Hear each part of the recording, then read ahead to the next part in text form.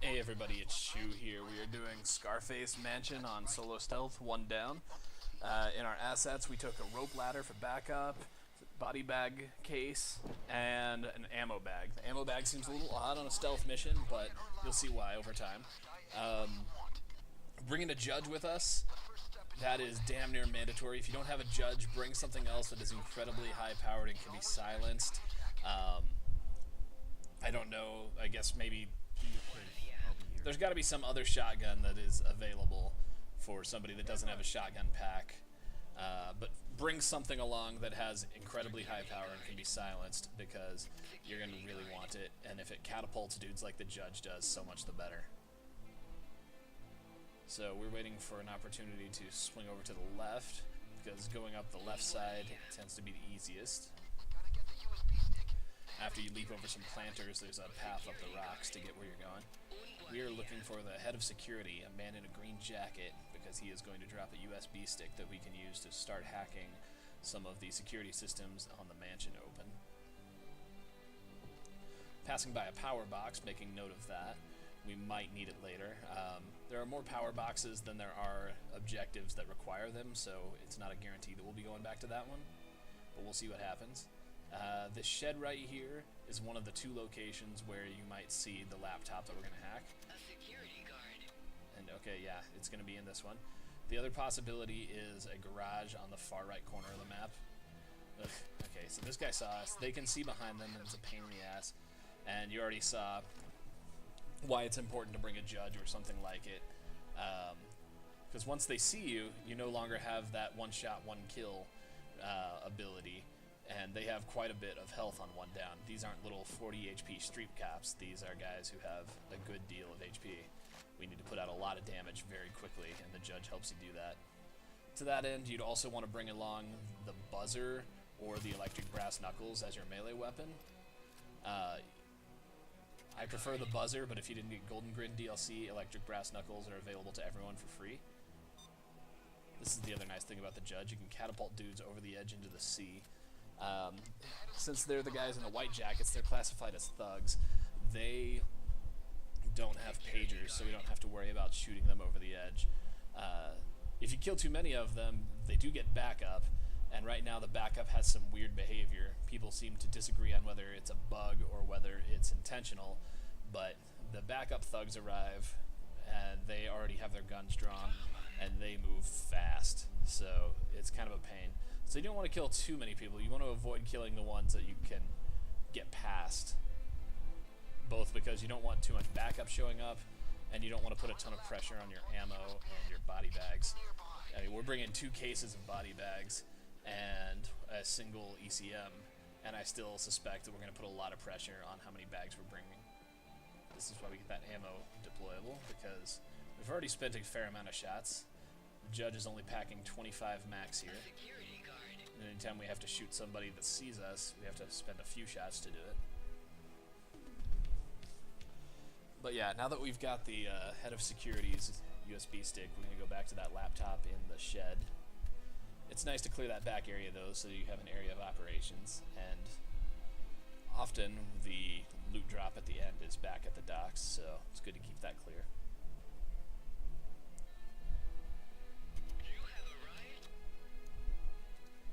Sucker hacked. And it's good to just wait where your laptop is if you're safe, because you don't know which thing it's going to send you to next.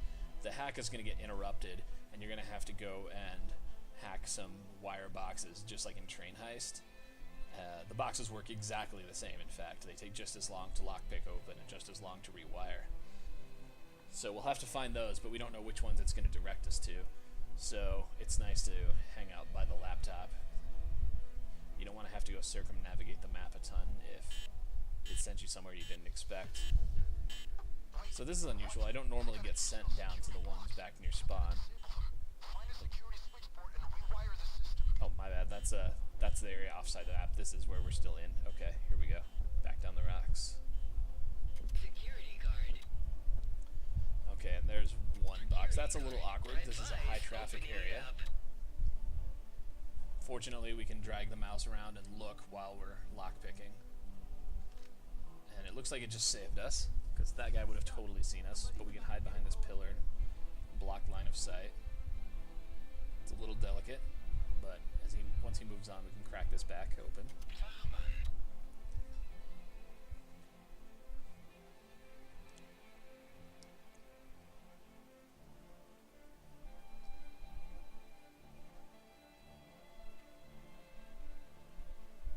This is something that can be done in solo stealth, but honestly, if you have a team that is, careful and disciplined and can keep it in their pants, it's going to be much easier with multiple people, because you'll have less chance of a panic spilling over to other guards. You'll have more body bags. You'll have more ECMs to cover and escape if things get dicey, and you won't have to make nearly as many trips to move the loot. But it can be done solo. Did it once before this run, so I wanted to show you what's going on. Previous run, which wasn't fully caught on video, was a little climactic at the end, though. I used too many pagers, so I wasn't able to take my preferred way out. And the result was I had to take a really dicey way out around the perimeter of the map. Perimeter is generally the safest way to go for getting anywhere here, but it's still not very safe. But yeah, I had to take a dangerous route, had to move a bunch of bags, and got caught on the 4th bag out of 6. Had to drop an ECM, move under cover of that, and then haul ass while the assault was getting ready to gear up. Just barely got out. Hopefully we have a little less exciting of an escape this time.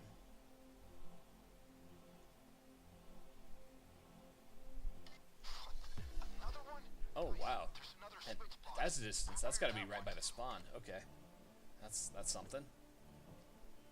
I didn't even see a box down there.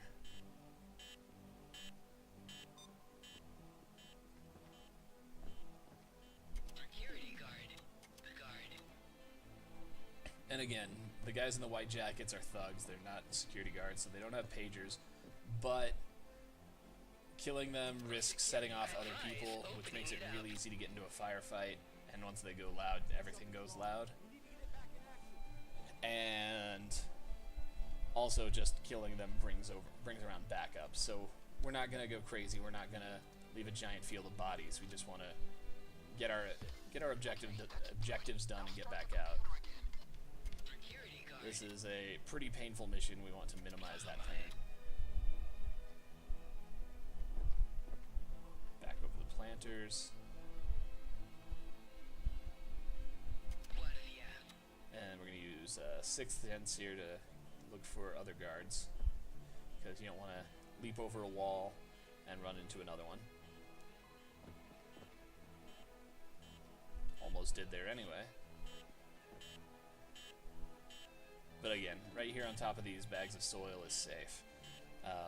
You don't want to throw a bag straight into the shed, because they can look into the shed, but they're not going to look right on top of those bags of soil. So it's good for you to hide, it's good for body bags to hide. And the hacks are done, so it's time to get out of here as soon as we find an opening. The hack is going to open up one set of shutters on this mansion, but it's randomized. We don't know which one it's going to get. Okay, here we go. And that's going to give us a route indoors where we're going to have to hit a switch to open up all the other shutters. This is when it gets really dangerous. The patrols inside are, I don't know, they have very tight patrols. If you get caught by one, it is very, very easy for that to set off a chain of dominoes and everything gets terrible really quick. Let's see. Okay, we got the switch.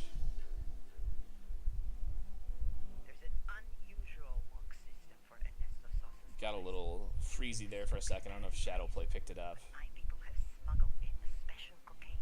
But yeah, with that switch open, now we just have to get in there and find a package of cocaine, yayo, to search through it and find a hidden microphone.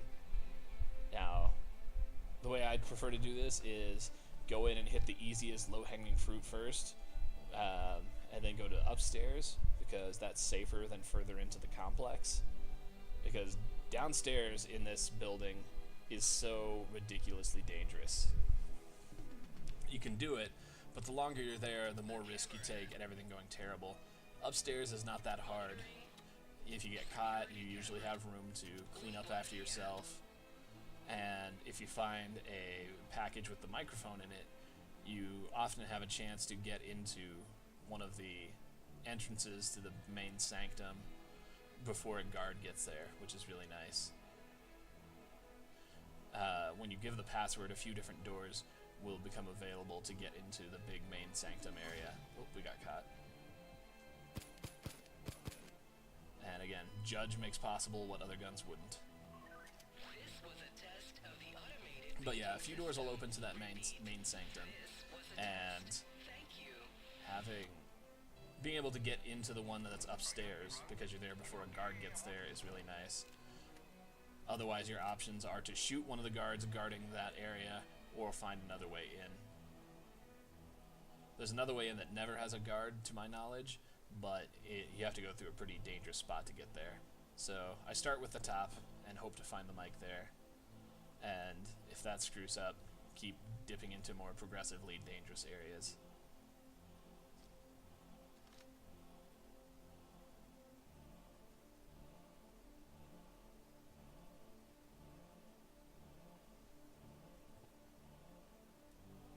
Security guard.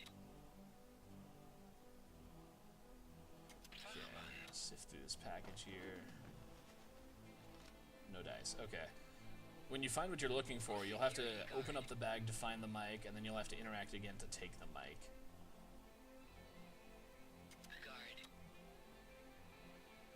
And that door to our right is the one I'm talking about, where you can slip in and get into the inner sanctum before a guard gets there. But if it's not the coke up here, then that door is not really going to be how we get in, probably. Okay, yeah, looks like we gotta go downstairs. Don't like doing that. It's so much more dangerous down there. And we don't know which way this guy's going to come. His original path would have him coming back out to us, but since we opened that door in the bedroom, he might change his route. Opening doors tends to make guards use them. Okay, he's coming back this way. This area behind the wooden crates is safe, though.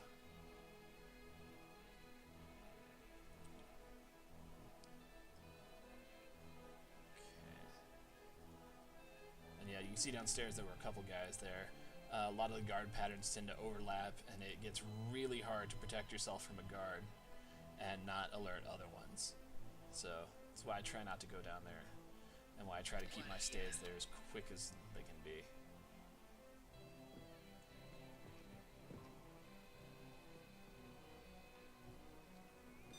Okay, taking a look over here. Okay, there's a guy by that garage, but that's fine. We don't need the garage.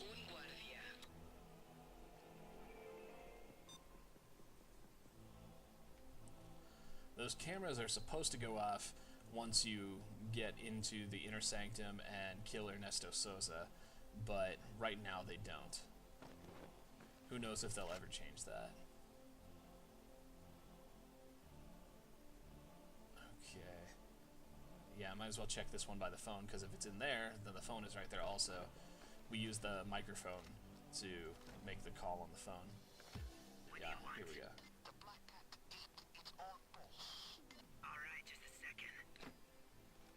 Okay, there you go. With that phone, you have to make the entire call. You can't hang up. It's basically like a pager. If you hang up in the middle of the call, the alarm will sound. So you can only really pick it up when you're safe to do the whole thing. We're going to go to the left side if we can get there. This hallway is super dangerous, but at the end of it is the an entrance to the main sanctum that is, I'm pretty sure, unguarded. Yeah, that's like the most guarded it gets there. Let's see. Okay, yeah, we got a straight shot up to the office. Over to our right is the guard for the upstairs entry that I told you about. If we wanted to come in there now, we'd have to kill that guy, pile on some more risk. Okay, Sosa's dead. It's important to get him early before he sees you, because you get the stealth bonus to damage. You don't want to actually like fight him and have his giant HP pool soaking damage there, because then he will shoot and things will go loud. We'll set up this rope ladder. Depending on what our exit is, we may use the rope ladder or we may clear a path downstairs. Going to set some yayo over by the ladder. You only have to take out 6 bags, and there's 8 of the yayo and 8 of the cash. But start with the yayo. Not only is it worth more, but it's lighter. So yeah, you have no reason not to start with that. If you want to get out everything, that's nice. But start with the yayo, because if you have to make a quick escape, you'll get more money, and this stuff is easier to work with. Save the cash for if you want to hot shot it afterward. And show the world that you got all the loot. It'll be safe up here. We can take the rope ladder down if we decide. That's going to depend on what the state of that lobby is. We might be able to clear it, and if so, we've got an easier route to our escape because it looks like it's at the boat.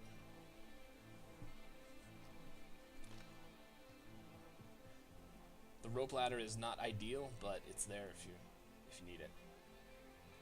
Certainly better to pay for it and not need it.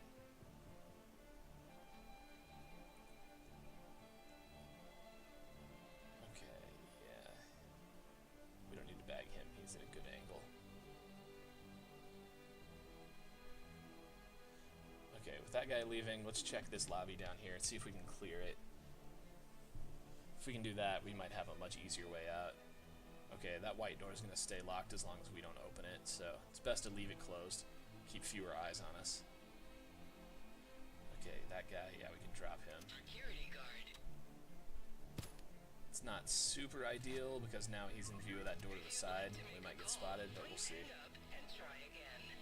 Or that guy on the balcony might get us. Yeah, okay. He sees us, we gotta keep answering the pager, and then we can advance on him and shoot him. Yeah, alright.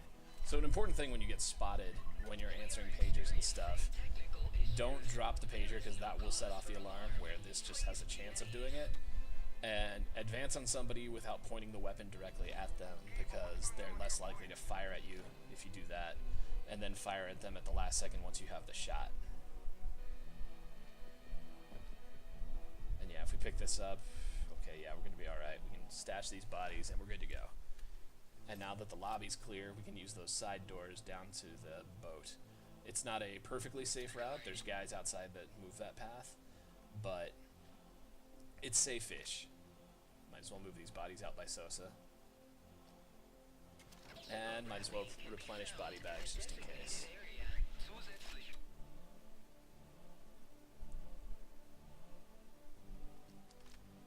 Pick up some yayo, and like I said, this is faster than cash.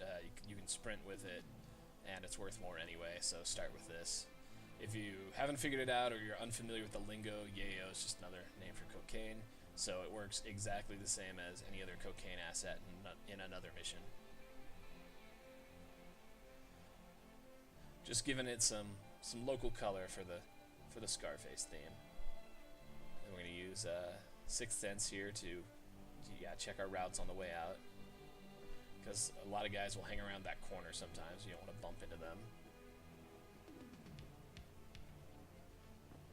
And there you go. Throw that in the boat, and yeah, all you got to do really at this point is just repeat the same thing a lot. Get back inside, get another bag, come back down, avoid the patrols as you're coming in, and everything ought to be just fine. Save the cash for last, since you can't sprint with it. It's more likely to fail. But otherwise, you get the gist. Nothing really fancy happens after this, so I'll put it in fast forward for the bag movement, and that'll do it. Good luck running this yourself.